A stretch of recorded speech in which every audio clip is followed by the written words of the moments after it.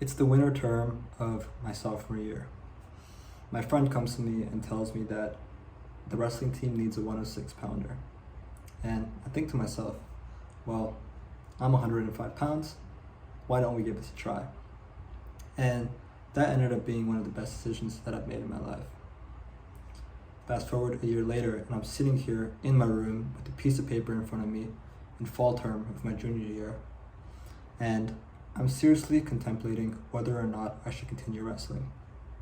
I have pro and con list, thinking about how I felt so happy when I was wrestling the year before, but I couldn't help but think about all the nights where I spent staying up till 12, 1 in the morning, just trying to get my schoolwork done, just trying to maintain good grades. And considering the fact that this year I'm taking even harder courses, I'm taking AP Physics C, AP Calc BC, AP Stats, how would I be able to wrestle, do well in wrestling while maintaining all the coursework that I'm taking, while also having like a healthy state of mind at the same time? It seemed impossible to me. I could only just see myself working very, very late at night. But ultimately, I decided to continue. Luckily, my coaches and teammates convinced me to stay. And that ended up being another one of the best decisions I made in my life. And I'm a few weeks in and I realized, you know what? I'm not sleeping at 12 or 1 in the morning. Indeed, I slept every single day in winter term. I slept at 10 p.m. while maintaining good grades, while getting all my schoolwork done on time, while going to every single varsity and JV tournament, every single practice. I might have missed like 2 practices the whole year, with getting a good amount of sleep and having a healthy state of mind. How was I able to balance all this? That's what we're going to talk about today. I'm going to talk to you through the mental revolution that I went through that allowed me to transition from a time where I'm spending all my time working till late at night, yet not seeming to be able to complete the work, to a state where I'm finishing 5 hours of work in 1 hour at a time while maintaining the quality of that work. And now a year later, it's come to a point where I sleep at 9 p.m. every day with so much free time in the day that I cannot emphasize how important this video is if you really want to live a life where your work or the things that you do out of obligation are not overbearing in your life and you have time to pursue what's meaningful. If you can understand what I'm about to say, I guarantee that you will be successful in any goal that you go on to pursue, in any pillar of your life.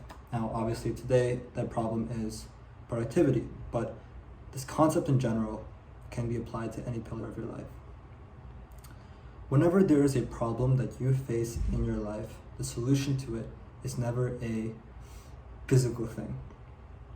It is never some big breakthrough realization that just, once you figure that out, then it's all solved. It's not like I can tell you some secret today that's going to get you down to like ultra productivity level. People look for the quantum leap. They look for that big breakthrough. They look for that one thing that will solve all their problems, because that is kind of what's ingrained in us in the world that we live in. But the solution to the problem you have is never a physical big quantum leap. It is simply a restructuring of how you look at the situation. It is simply a mental revolution. The solution to your problem is always changing the way you look at the problem, understand the problem, have a realization on how to approach the problem, and then do the actions that will help you to fix it over an extended period of time. And it's the same case in our problem today. How can we get you to work at a more productive rate? How can we get you to finish 5 hours of work in 1 hour? And that is not an exaggeration. So in order for us to undergo a mental revolution on how we look at work, we first need to define how you currently look at work. Because if we don't even know what our current definition of work is, how can we go through a mental revolution to reach the point that we want to get, which is right here? Most people today look at work as this big, dark, negative thing. To most people, work is like this big, gray, stormy cloud, the storming, gray, dark cloud, this bad thing that we don't like to do. It is seen as this really bad and negative thing that kind of makes our life miserable. That, oh my God, we have to work. Work is a negative thing. And so we do it out of obligation because we have no choice. We have to do the work, otherwise we can't survive, in whatever that might mean in a literal sense or not. This work is an obligation that we must do. So in order to make our life not so miserable, we do the work, but then we make our life pleasurable in the meantime. So it's like, okay, I have to do this shitty work, but my life does not suck because I can stimulate myself and I can make myself happy in other ways. When I'm done with the work, I can reward myself and I can pursue pleasure. But the more and more we create this like polarized thing, the more and more we view this work as this dark, negative thing. And because we are constantly running away from the work, when we sit down to work, we do it with no structure. We do it mindlessly. We kind of say, yeah, I'm gonna sit down to work now, but that has really no inherent meaning to it. It's like, okay, today you kind of just sit down to work at any random time of the day. Like, okay, I got a little bit of free time now, let's go work. Or it's like 7 p.m., let's go work now. And you go down to work, but you don't even have a clear direction when you're going to work.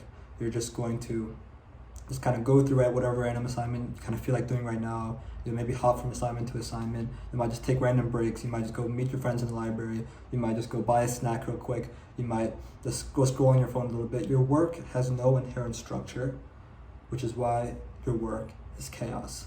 Which is why your work is this dark, gray, negative cloud that is overbearing your whole life, and you feel like your whole life is being taken over by this work. Well, the only reason why you feel this way, the only reason why you feel like you're drowning in this work is because the work has power over you. Because you have no structure over how you approach the work becomes this big chaotic thing. Like if you think of like some wild animal beast, if you have no structure for the animal beast will go rampant and just destroy everything. But through discipline and like through disciplining the animal to act in a certain way, we can tame the animal in this beast so that it doesn't become overbearing and take over our life. So how do we change the way we work so that it has more structure, so that we approach it in a more mindful way than a mindless way? Well, this really comes down to changing the way you look at yourself. You must approach your work just like an athlete would approach his sport. So what does an athlete do when he goes to make the best performance possible on game day? Well, he's reviewing game tape. He's doing mental work. He's meeting with the sports psychologist. He's watching what he eats. He's watching what he drinks. He's watching the time he goes to bed. He's watching all the little nuanced factors. He's spending time with growth-minded people. He's spending all of his time, every factor of his life is optimized so that he can perform best on game day. And about a year ago, as I'm wrestling at the same time as I'm working, I'm starting to draw this connection in my own life, because I see that, okay, when I go to wrestle, I'll make sure that if there's a big tournament the next day, I have to get up at 5 in the morning. Well, I'm going to sleep on time. I'm going to sleep earlier if I have to wake up early. I'm not going to be eating like a lot of stuff the day before, because I know if I eat a lot, well then I'm not going to perform well on game day. I might be over my weight. I need to make sure that I'm spending time with my coach. I need to make sure that I'm like getting in the right mindset to go perform well. So why don't we approach our work in the same way an athlete approaches his sport? Because I can give you all the small hacks. I can tell you that, okay, when I go to work, I make sure to finish all my work for the day before I eat my first meal, because when I eat carbs, it makes me very sluggish. It reduces my productivity of 50%. I can give you those hacks. I can tell you that when I'm working on like a very specific task, I make sure not to task switch. I define one clear task and I sit down and I keep my eyes on the paper for 2 hours straight and just write the essay without taking any breaks for anything. I could tell you all of these like small hacks that might help you, that might motivate you, but at the end of the day, it's not going to help you, because it's not going to change the way you look at yourself and the way you approach your work. And the only answer to how you can get your work time down from 5 hours to 1 hour is to give it structure and to approach it, to optimize everything in your environment so that your work rate is as optimal as possible. So what does this really look like? How can we approach our work like an athlete approaches his sport? Because, okay, this sounds really cool and stuff, but in a literal sense, how can we actually apply this so that we can increase our productivity? I like to think of my work sessions like sprints. So I want you to imagine Usain Bolt as he's going to run a 100-meter dash. Well, before he works, he probably already knew the day before what time he's going to do the dash and already has that set on his calendar. Like, okay, tomorrow at 6 in the morning, I'm going to do my 100-meter dash. Before he goes to do the dash, you can imagine he's probably spending 15-20 minutes warming up. So, he's probably has music in, he's listening to like whatever song that's getting him in the zone. He's thinking about the dash, he's like visualizing it in his head. He's already been watching what he eats the day before, so maybe he knows that if he eats right before he runs, he doesn't run well, so he's not eating any food. He's made sure to hydrate, he's drinking a lot of water. He's like stretching his leg muscles, he's making sure that his muscles are in optimal state to go and run the sprint. And then when he gets ready, he's like stretching everything, he's like ready to go, and then he goes and he sprints. And then he finishes. And for him, his sprint was very good because he had made sure that every factor in his environment was controlled for to make sure that he performed well on his sprint. And then it's over, he's done with the sprint. Maybe he wants to go do another one so he doesn't distract himself. He just kind of like takes a break, he just sits down for like 10 minutes, he lets his muscles rest, he drinks more water, and then he goes and does another sprint. I like to view my work sessions in the same way. So the first thing that I can tell you is that you need to make sure that most of the factors in your environment are optimized for your work, right? So meaning that when you give a structure, you define like a very clear time that you can stick to on a regular basis to do your work. Now, for me, I think I see this in a lot of people. Maybe it's true for you, you can experiment with it, but you're just a lot more productive in the morning because after a full night's of rest, your mind is going to be working at the most optimal rate, which is why I feel like working at nighttime, like after your whole day's over, after your brain is fried from all the activities you did, trying to work at nighttime is just kind of stupid. Like having a study hall from like 8 to 10 p.m. at the school I attend has that. It's just stupid because no one's mind is working at that time of day. Simply defining that I want to work from 5:30 to 7:30 every morning, just having that, even if for you it's like 7:30 in the evening, you want a structure to it in the fact that it's like the time you're going to do your sprint every single day. And the second thing is like food does impact your productivity, so you don't want to be going to work right after you eat a big breakfast. Like if you eat any type of carbs, your body's going to be digesting that, and when you're digesting food, you're not going to work very productively. Now, when I wake up in the morning, I usually just go and work right away. Now, if the sun's up, I'll probably go outside and get sunlight in my eyes, but right now I wake up before the sun rises. So when I sit down to work in the morning, before I start like my sprint, I try to make sure that I'm also in the most optimal state. So I'll have my desk fully clean. The night before, I've already decided the singular task I want to do, which is also very important because task switching, just going down and setting the work without a very clear definition of what you're going to work on will make you very unproductive because the constant switching of tasks means your attention span is jumping from thing to thing. When you have one singular task that you're focused on, like for example, this morning I worked 4 hours on studying for AP Bio, right? So when in class I'm taking, I have a test tomorrow, so I have very clear definition the night before that I need to study for AP Bio, but even that is not enough. You need to define very clearly like how you're going to spend this time. So I had a list of problems that I'm going to go through, so I'm going to like finish these 200 problems and then I'm going to do like these 10 FRQs, something like that, for example. Have everything ready on my computer. When I open my computer screen, I already have my timer there, and on the second screen I have my tabs already open so that I don't waste any brain power in the morning deciding what I'm going to do and how I'm going to do it. I wake up, I probably wash my face, I fill up my water bottle, I drink like one full water bottle, have the other one open on my desk ready so that if I have to drink when I work, I can just like drink and put it back down. I probably close my eyes for a few minutes and kind of just, maybe for 2-3 minutes, I'll follow my breath to make sure that my attention is like very focused, like similar to like how an athlete would make sure that his leg muscles or like his upper body muscles for like some other sport is in optimal condition. Right now, the muscle that you're using is your brain. So you want to make sure that your brain is in optimal condition before you work. And you don't want your brain to be like obsessing over random thoughts when you're working. Like that honestly is as distracting as like your phone, for example, right? Like obviously you don't want your phone sat there next to you ringing as you're working. The same way you don't want your mind to be jumping from thought to thought when you're working. You don't want to be thinking about something completely irrelevant when you're trying to like get work done because that will slow you down significantly. So doing that, like even if you just meditate for like 5 minutes, your attention will be like 100 times better when you sit down to work. And then when you work, you kind of want to enter what I call like a flow state. So you have the task clearly defined for you. You have like I have my like, stopwatch running, and then I would just go sprint, and I would sprint. Usually my sprints last anywhere from like 30 minutes to 2 hours, right? So what I mean by a sprint is that my eyes don't leave my computer screen. So if I'm working on writing an essay, right? Like after I was doing AP Bio, I then transitioned to like writing an essay for English class. When I'm writing the essay, my eyes don't leave the screen. So I have like a 2-hour timer on my computer, and I'm literally just typing with my eyes not leaving the tab or the screen for the entire 2-hour block. Because it's insane the amount you can get done if you just work for 2 hours straight. You can get a lot done if you don't keep distracting yourself with your phone or whatever.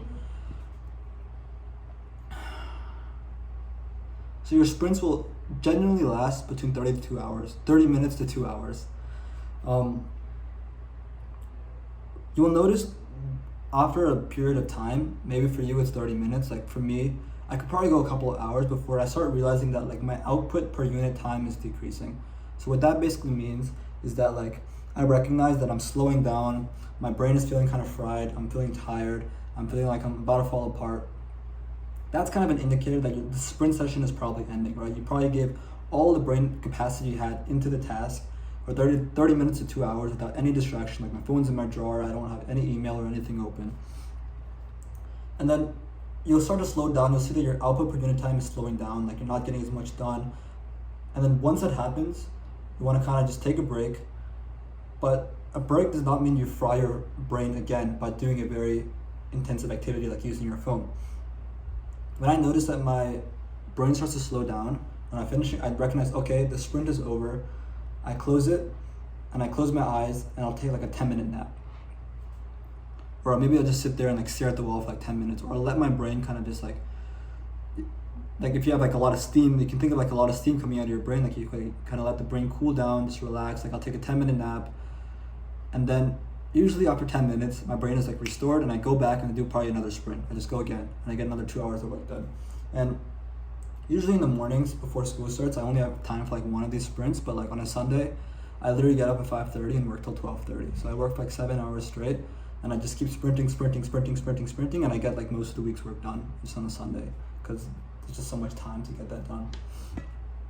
But I can outline all these like very, very small specific things, but if you're constantly thinking about how the little things are affecting your work rate, if you have this mindset that, okay, work is something I can optimize for, work is something I can give structure, then indeed you will be able to get a shit ton done in a very short amount of time, just with that mindset. Like I think if you really like adopt this mindset, if you really reflect on it and spend like a lot of time writing about it, maybe even just put on your wall, like work like an athlete, over time it will start to become like a part of your identity and who you are. Like that is just something that you do.